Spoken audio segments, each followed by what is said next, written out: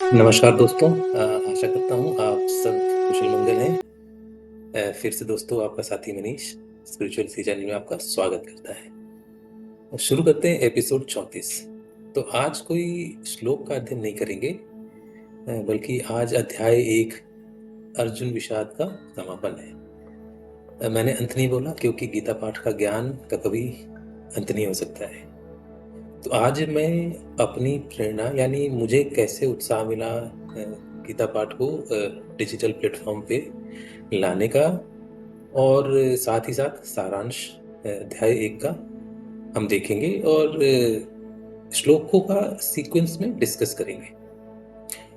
तो मित्रों, मैं एक आम व्यक्ति हूँ आपकी तरह। मेरी रुचि धर्म और सनातन में है, यानी सनातन, यानी जिसका कभी अंत नहीं हो सकता है, और इसमें मैं विश्वास करता हूँ।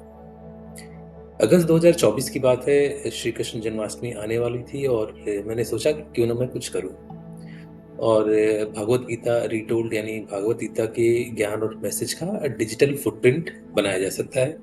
मैंने सोशल मीडिया देखा, बहुत से स्वामी, ज्ञानी, विद्वान, आचार्य लोगों ने अपने अपने वीडियो डाल रखे थे। तो फिर मैंने सोचा कि मेरे वीडियो में ऐसा क्या नया होगा, क्या मुख्य बिंदु थे जिसके कारण मैंने वीडियो बनाना शुरू किया। तो मैंने सोचा कि मैं थोड़ा प्रैक्टिकल और अपने कॉर्पोरेट और व्यवहारिक जीवन को जोड़कर अपने एक्सपीरियंस को शेयर कर सकता हूँ। दूसरी बात है कि मैं जानता था कि ना कोई मेरा मित्र वीडियो बनाता है, और मैं किसी ऐसे व्यक्ति को भी नहीं जानता था जो मेरी मदद कर सके इस इनिशिएटिव पे, और मैं किसी पे निर्भर नहीं हो सकता था, और ना मुझ में योग्यता थी कि मैं वीडियो बना सकता हूँ। तीसरी बात ये कि मेरे लिए कुछ नया था। मैंने सोचा कि क्या मैं इस इनिशिएटिव में आत्मनिर्भर बन सकता हूँ, लेकिन कैसे बन सकता हूँ। मैंने बहुत सारे सोशल मीडिया के वीडियो देखे, स्टाइल देखा, पैटर्न देखा, कुछ कॉपी करने की कोशिश की, कुछ नया करने की कोशिश कोशिश की, और ये सिलसिला चलता रहा।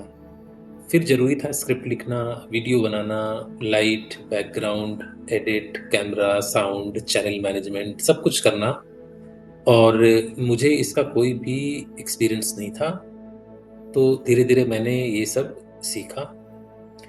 मैं अपनी पत्नी, अपनी बेटी और कुछ खास मित्रों से सलाह ली कि क्या मुझे ये करना चाहिए, वो क्या सोचते हैं, क्या मैं ये कर सकता हूँ। उन्होंने मेरे अंदर आत्मविश्वास जगाया। अपना स्वयं का सीए प्रैक्टिस करता हूँ, व्यापार करता हूँ। मैंने देखा एक वीडियो को बनाने के लिए 6 घंटे, 7 घंटे लगते हैं, यानी ऑलमोस्ट पूरा 1 दिन 10 मिनट की वीडियो के लिए। तो क्या मैं इतना समय निकाल सकता हूँ? तो अंत में मैंने सोचा कि शुरू करते हैं। रास्ता तो दिख रहा है, लेकिन अभी मंजिल नहीं है, और रास्ते पे चल देते हैं, शायद धीरे-धीरे मंजिल भी मिल जाए। तो ये है मेरी छोटी-सी कहानी, मैंने ये चैनल कैसे शुरू किया। और हाँ, ये मेरी कहानी अगर आपको उत्साह देती है तो मुझ पर आप विश्वास करें, हम सब वो चीज़ें भी कर सकते हैं जो हमें नहीं आता है। बस ईश्वर पे विश्वास रखें, कर्म करें, सही रास्ते पे चलें, और फल या मंजिल की चिंता न करें, कर्म करें। यही तो भगवद गीता का भी सारांश है। तो मित्रों, प्रार्थना है कि आप मेरे चैनल को समर्थन करें, मेरे समय और मेहनत का समर्थन करें, और इससे पहले आगे चलें, लाइक, कमेंट और सब्सक्राइब तो बनता है। तो मित्रों, आगे चलते हैं। अब समय आ गया है अध्याय 1 अर्जुन विषाद का सारांशित वर्णन किया जाए, और अध्याय 2 सांख्य योग की तरफ बढ़ा जाए। तो आज हम लोग मिलकर अध्याय 1 अर्जुन विषाद का डिस्कशन करेंगे। तो कुरुक्षेत्र का युद्ध क्षेत्र था। भागवत गीता के अध्याय 1 में यह दृश्य कुरुक्षेत्र के युद्ध क्षेत्र से घटित होता है, जहां दो शक्तिशाली सेनाएं पांडवों और कौरवों की युद्ध की तैयारी चल रही है। पांडव पक्ष के एक प्रमुख योद्धा अर्जुन अचानक खुद को संदेह और दुख से भरा हुआ पाते हैं। इस महत्वपूर्ण क्षण में वह अपने ही परिवार के सदस्यों से विपरीत दिशा में लड़ने के विचार को त्याग करना चाहते हैं, व्यथित हैं, दुखी हैं। नतीजतन अर्जुन नैतिक संकट के इस समय में मार्गदर्शन पाने के लिए अपने साथी श्री कृष्ण जी की ओर देखते हैं। तो कृष्ण जी ने अर्जुन को एक योद्धा के रूप में उनके कर्तव्य की याद दिलाते हैं। धर्म धार्मिकता को बनाए रखना सर्वोपरि है। यह युद्ध अर्जुन के कर्तव्य का एक आवश्यक हिस्सा है। तो कृष्ण जी बताते हैं कि अर्जुन की जिम्मेदारी न्याय के लिए लड़ना है, भले ही इसमें युद्ध में परिवार के सदस्यों का सामना करना पड़े या सदस्यों को युद्ध करके हराना पड़े, मारना पड़े। तो इससे पहले हम व्यवहारिक बातें करें, दो मुख्य बिंदु पर विचार करते हैं, अटैचमेंट और डिटैचमेंट। इन दो शब्दों का ध्यान रखें। पहला, conflict of duty and attachment, या कर्तव्य या और आसक्ति का संघर्ष। और दूसरा बिंदु है कि कर्तव्य और वैराग्य की शिक्षाएं, या बोले तो the teachings of duty of detachment. तो दो बिंदुओं पे ध्यान रखिएगा, दो शब्दों पे ध्यान रखिएगा, अटैचमेंट एंड डिटैचमेंट। तो पहला बिंदु है कि conflict of duty and attachment, या कर्तव्य और आसक्ति का संघर्ष। हालांकि कृष्ण जी अपनी सलाह देते हैं, फिर भी अर्जुन कंफ्यूज रहते हैं। रिश्तेदार, परिवार, शिक्षकों को मारने का विचार उन्हें लगातार परेशान कर रहा है। तो अर्जुन को श्री कृष्ण भगवान अपने विचार, दर्द, अविश्वास और कमजोरी को अपने मन से बाहर निकालने के लिए कहते हैं। भगवान एक वैद्य की तरह, एक डॉक्टर की तरह है और अर्जुन की पीड़ा को समझ रहे हैं। तो अर्जुन की अटैचमेंट और परिवार के प्रति कर्तव्य एकदम सही है, लेकिन यही अर्जुन तो पहले वीरता से युद्ध करना चाहते थे। इसके अलावा श्री भगवान समय समय पे कर्म और चेतना को जागृत कराने की कोशिश कर रहे हैं। तो ये था पहला बिंदु। दूसरा बिंदु है कर्तव्य और वैराग्य की शिक्षाएं, या बोले तो टीचिंग्स ऑफ ड्यूटी और डिटैचमेंट। तो गीता कर्तव्य, नैतिकता और आत्मा की शाश्वत प्रकृति के बारे में मूल्यवान सबक प्रस्तुत करता है। सबसे पहले यह हमें सफलता या असफलता से जुड़े बिना जीवन में अपनी भूमिकाओं के अनुसार कार्य करने का एक लेसन देता है। जब हम अपने कार्यों को धर्म के साथ जोड़ते हैं तो हम कठिन परिस्थितियों में पाए जा सकते हैं, परंतु उन कठिन परिस्थितियों के बाद भी हमें अपने कर्म को आगे बढ़ाना है। तो डिटैचमेंट के साथ अपनी ड्यूटी को परफॉर्म करना है। तो अध्याय 1 का अगर हम समरी लेवल पे देखें तो क्या निष्कर्ष हैं। हमने हालांकि हर श्लोक में कंक्लूजन्स, व्यवहारिकता और अपनी कॉर्पोरेट लाइफ में क्या करना चाहिए, क्या नहीं करना चाहिए, सबके बारे में डिस्कस किया है। लेकिन निष्कर्ष ग्लोबली देखा जाए तो अध्याय 1 का क्या है, अर्जुन विषाद योग से मैं या आप क्या सीख सकते हैं। तो यह अध्याय सिखाता है कि जीवन अक्सर हमें ऐसे चौराहे पर ले आता है जहां कठिन निर्णय लेना पड़ता है। अर्जुन की तरह हम भी अभिभूत महसूस कर सकते हैं। फिर भी हमें अपनी भावनाओं को अपने निर्णय पर हावी नहीं होने देना है। अपने कर्तव्यों और नैतिकता और नैतिक जिम्मेदारियों पर ध्यान देकर हम इन चुनौतियों पर काबू पा सकते हैं। तो मैंने आज अध्याय 1 को मुख्य बिंदु के रूप में प्रस्तुत करने की कोशिश की है। और कुल निष्कर्ष क्या है, तो पहला निष्कर्ष है अंधा मोह और इच्छाएं तथा स्वार्थ, अहंकार, धार्मिकता पर व्यक्तिगत हितों को प्राथमिकता देना। तो blind attachment and desire and selfish ego prioritises personal interest over the righteousness और द राइट कर्म। तो धृतराष्ट्र जी पुत्र मोह से ग्रसित थे। वे पांडव और कौरव में भेदभाव रखते थे। दुर्योधन भी अपने पिता के व्यवहार की वजह से महत्वाकांक्षी बन गया था, स्वार्थी बन गया था, अन्यायपूर्ण चरित्र रखता था।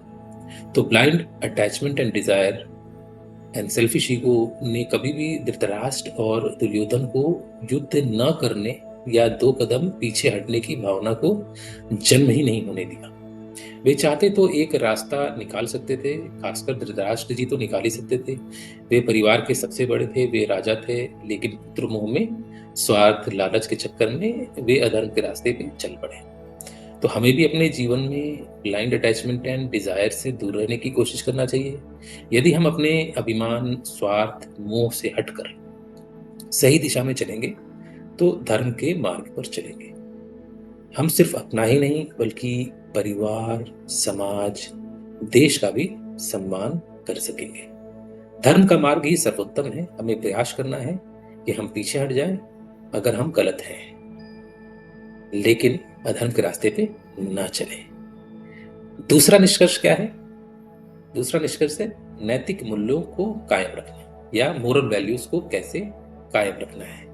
तो अर्जुन का आंतरिक संघर्ष कर्तव्य और नैतिकता के बीच संघर्ष को उजागर करता है। अक्सर हमें ऐसी ही दुविधाओं का सामना करना पड़ता है। हालांकि अपने मूल्यों पर दृढ़ रहकर और जो सही है उसे कर कर हम ईमानदारी और आत्मसम्मान का निर्माण करते हैं। तो जीवन में मोरल वैल्यूज का इंपॉर्टेंस क्या है?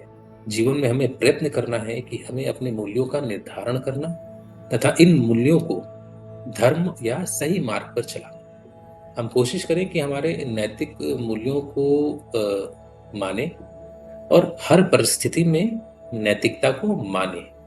हम गलती कहाँ करते हैं? जब हम नैतिक मूल्य की परिभाषा अपने हिसाब से बदलते हैं। जैसे कि दिन में रेड लाइट, अगर आप रोड पे चलते हैं तो क्रॉस नहीं करना है, लेकिन रात में भीड़ कम होती है तो रेड लाइट क्रॉस करके या रेड लाइट जंप करके भाग जाना है। तो देखिए, रेड लाइट वही है, सड़क भी वही है, हम भी वही हैं, लेकिन हमारी नैतिकता सुबह और रात में बदल गई। ऐसी कई गलती हम लोग दिन प्रतिदिन करते रहते हैं। क्यों करते हैं? क्योंकि हम अपने नैतिक मूल्यों या मोरल वैल्यूज की डेफिनेशंस को बदलते रहते हैं। तीसरा निष्कर्ष क्या है? परिवर्तन को अपनाएं। Change is the only constant. तो कृष्ण जी बताते हैं कि ब्रह्मांड चक्रीय है, निरंतर निर्माण और विनाश से गुजर रहा है। उसी तरह हमारे जीवन में परिवर्तन को स्वीकार करने से हमें परिवर्तनों के माध्यम से बढ़ने की अनुमति मिलती है। तो पांडव, कौरव, कृष्ण जी तथा अन्य गणमान्य व्यक्ति, जनता, सभी लोग के जीवन में परिवर्तन हुआ। कुछ लोगों ने स्वीकार किया और कुछ लोगों ने नहीं किया। तो हम कह सकते हैं कि आज के समय में स्वीकार करना जरूरी है। स्वीकार कर समय को काटे, नहीं तो फिर समय तो सबको काट ही रहा है। चौथा निष्कर्ष क्या है? तो चौथा निष्कर्ष है कि अधिक से अधिक भलाई की सेवा करें। कृष्ण दूसरों की भलाई के लिए कार्य करने के महत्व पर जोर दे रहे हैं।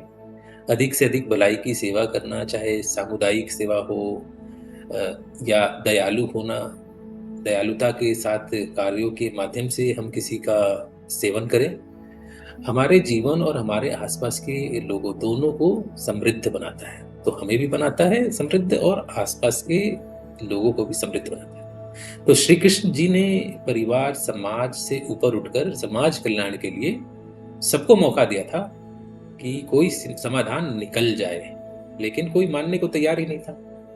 तो कृष्ण जी कौरवों को गए, समझाए, प्रार्थना किया, पांडवों को भी कई सॉल्यूशंस दिए जिससे युद्ध ना हो। तो ऐसा नहीं है कि कृष्ण जी ने प्रयास नहीं किया, कृष्ण जी ने भरपूर प्रयास किया। भलाई की सेवा थी, मन में उनके था कि युद्ध रुक जाए, लेकिन ऐसा हो नहीं पाया। और जब अधर्म धर्म से ऊपर हो जाता है तो महाभारत होता है, युद्ध होता है, विनाश होता है। तो अंत में ही श्री कृष्ण जी ने समाज की सेवा या मार्गदर्शन के लिए गीता का उपदेश दिया। पांचवा निष्कर्ष क्या है? हमें अपनी भावनाओं पे नियंत्रण रखना चाहिए। अर्जुन दुख से अभिभूत हैं, लेकिन श्री कृष्ण जी उनसे अपनी भावनाओं पर नियंत्रण रखने का आग्रह करते हैं। अपनी भावनात्मक प्रतिक्रियाओं पर काबू पाकर हम एक बेहतर इंसान बन सकते हैं, हम एक बेहतर निर्णय ले सकते हैं और तनाव के समय शांति बनाए रख सकते हैं। मैंने पिछले सारे एपिसोड में चर्चा किया कि हम सबको अपनी भावनाओं को सीमा में रखना चाहिए। गुस्से में, खुशी में कोई भी महत्वपूर्ण फैसला नहीं लेना चाहिए। तो हमें अपनी भावनाओं पर नियंत्रण रखना चाहिए। समय दिन प्रतिदिन बदलता रहता है और संयम से बड़ा कुछ भी नहीं होता है। छठा क्या है? छठा निष्कर्ष है कि जीवन में अपना स्थान स्वीकार करें। कृष्ण अर्जुन को आत्मा और ब्रह्मांड की शाश्वत प्रकृति के बारे में सिखाते हैं। इस बड़े ढांचे में अपना स्थान स्वीकार करने से विनम्रता और कृतज्ञता विकसित करने में मदद मिलती है। हमें स्वीकार करना चाहिए, सदैव स्वीकार करना चाहिए। मैंने हरिवंश राय बच्चन जी की कविता का भी एक जगह वर्णन किया था और सुनाया था कि मन का अच्छा तो अच्छा, और मन का नहीं हुआ तो और भी अच्छा। और हम कुछ कर भी कह सकते हैं। स्वीकार अगर हम ना करें अपनी परिस्थितियों से तो हम कर क्या सकते हैं? तो स्वीकार करना बहुत बड़ी कला है। विश्व की सारी समस्याएं स्वीकार नहीं करने की वजह से होती हैं। और अब देखते हैं कि महाभारत और पूरे गीता में संदेश में श्री कृष्ण जी वो व्यक्ति हैं जो अपना अनुभव और ज्ञान देते रहे। गुरु द्रोण, भीष्म जी, कृपाचार्य जी, इतने सारे ज्ञानी लोग थे। सदैव अच्छे मार्गदर्शन देने की कोशिश की। लेकिन हुआ क्या? क्या उनके अच्छे संदेशों को अपनाया गया? तो सातवां संदेश क्या है, क्या निष्कर्ष क्या है कि एक तरफ कृष्ण जी हैं, गुरु द्रोण हैं, भीष्म जी हैं, कृपाचार्य जी हैं, ज्ञानी लोग हैं जो कि मार्ग को दिखाना चाहते हैं, और दूसरी तरफ शकुनी हैं, धृतराष्ट्र हैं जो मार्गदर्शन नहीं दिखाना चाहते हैं। तो मैंने अपने कई एपिसोड में बताया भी है कि मार्गदर्शन खोजें या मार्गदर्शक भी खोजें। कोई भी हो सकता है जो आपका मार्गदर्शन करा सकता है। एक मित्र आपका मार्गदर्शक बन सकता है, आपके माता पिता, हमारे माता पिता या भाई बहन, दोस्त, गुरु, कोई भी हो सकता है जो आपका मार्गदर्शन करा सकता है। तो जो हमें सही दिशा दे वो सर्वोत्तम है। ये है सातवां संदेश। ऐसे लोगों का सदैव सदैव आदर और सम्मान करना चाहिए और ऐसे लोगों को सदैव करीब रखना चाहिए। साथ साथ आगे हमारे मार्गदर्शक कुछ अगर कड़वा भी बोल दें, कुछ बुरा भी बोल दें, तो हमें बुरा नहीं मानना चाहिए, हमें आत्ममंथन करना चाहिए। आठवां संदेश क्या है? धार्मिकता सदैव स्पष्ट नहीं होती। निरंतर आत्मनिरीक्षण और आध्यात्मिक मार्गदर्शन की आवश्यकता होती है। तो कंफ्यूजन, इल्यूजन या ग्रीड, लालच की बात करें, दिशाहीनता की बात करें, डायरेक्शनलेस, ये सब हमें धर्म के रास्ते पर चलने से भटकाते हैं। तो मैंने क्या कहा? आठवां संदेश है कि धार्मिकता सदैव स्पष्ट नहीं होती है। तो अगर गलत गलत लगे तो खतरा नहीं है, और गलत सही लगने लगे तो मान लीजिए बहुत बड़ा खतरा होने वाला है। ये मूल मंत्र है, आप इसको कहीं लिख कर रख लीजिए। गलत अगर गलत लगे तो कोई प्रॉब्लम नहीं है, आप सही मार्ग पर आ जाएंगे। लेकिन अगर गलत आपको सही लगने लगे तो बहुत प्रॉब्लम है, यानी आप दिशाहीन हैं, आप डेंजरस जोन में जा रहे हैं। हम जब भी गलत रास्ते को स्वीकार करते हैं या करने की कोशिश करते हैं तो हमें सोचना है, रुकना है, आत्मनिरीक्षण करना है और रास्ता बदलना है। सदैव कोशिश करना है कि हम सही रास्ते पर चलें। और मित्रों, इस श्लोक के बिना अध्याय 1 का अध्ययन पूरा नहीं हो सकता है। तो हम सब एक साथ बोलेंगे, ओम तत्सत इति श्रीमद्भागवत गीतासु उपनिषदसु ब्रह्म विद्यायां योगशास्त्रे श्रीकृष्ण अर्जुन संवादे अर्जुन विषाद योगम नाम प्रथम अध्याय। तो भागवत गीता भगवान का गीत है जो कुल, संपत्ति, जो कि भौतिक संपत्ति हो सकती है, आध्यात्मिक संपत्ति हो सकती है, ज्ञान हो सकता है, सब कुछ हो सकता है, का स्वामी है। भागवत गीता को उपनिषदों के बारे में क्या कहा गया है कि अगर आप भागवत गीता पढ़ लें तो आपने उपनिषद पढ़ लिया। तो भागवत गीता को उपनिषद के बराबर माना जाता है, जो वेदों का हिस्सा है।